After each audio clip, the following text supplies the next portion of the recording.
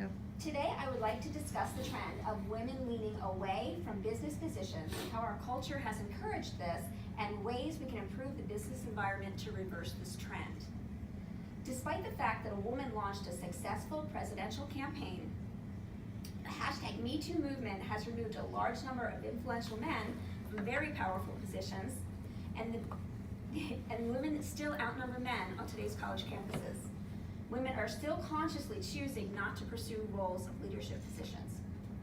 According to an article published by the Center for American Progress, women earn more college degrees than men, and they account for 47% of the U.S. labor force, 49% of the college-educated labor force, but they only hold 25% of executive and senior level management positions.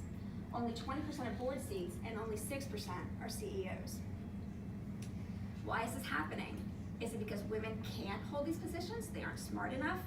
No, studies have proven that if women are in a business setting, the business is improved factors such as firm value, financial performance, economic growth, innovation, and social responsibility increase.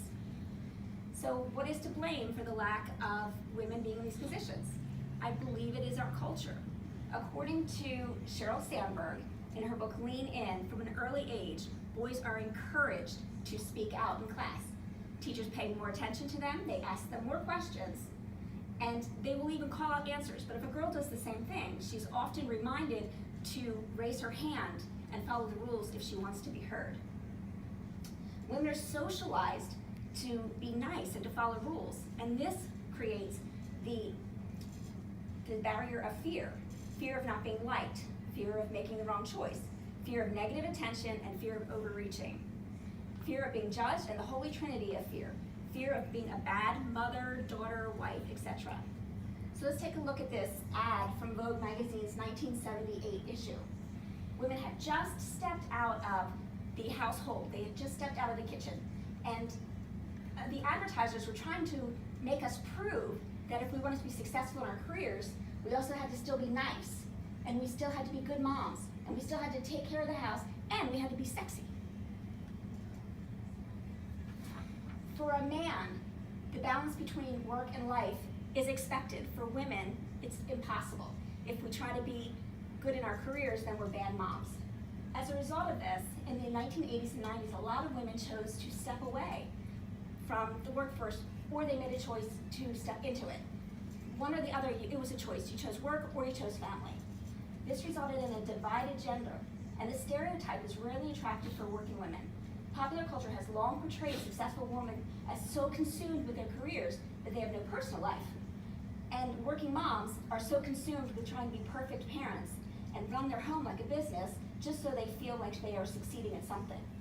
In either situation, women are portrayed as being unsatisfied with the choice that they made, and are bombarded with images that keep us off-center and hold us back from achieving our goals and reaching our full potential. So what can we do about this? How can we change the culture? One is to change the way that we are perceived. In our culture, women are portrayed as nurturers, supporters, or helpmates, who are more interested in meeting everybody else's needs than even having our own needs acknowledged. We can change the workplace.